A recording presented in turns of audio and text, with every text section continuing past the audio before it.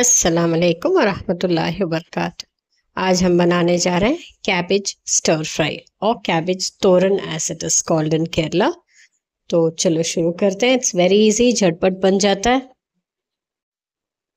Take a mud pot or a fry pan. Add one medium sized cabbage shredded finely. Wash and drain it well. Add 2 handfuls of chopped onions. You can add shallots or regular onions.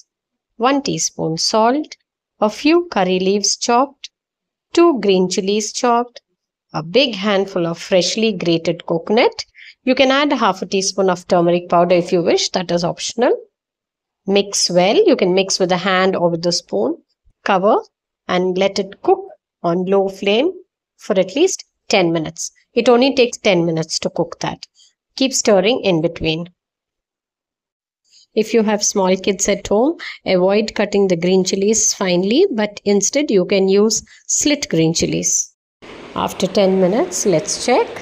The cabbage is done nicely. Now add 2 tablespoons of coconut oil. Mix well, cover and keep it on very low flame for 2 minutes. Then switch off the flame. That's it. Cabbage toran or cabbage stir fry is now ready. Ingredients as always in the description box.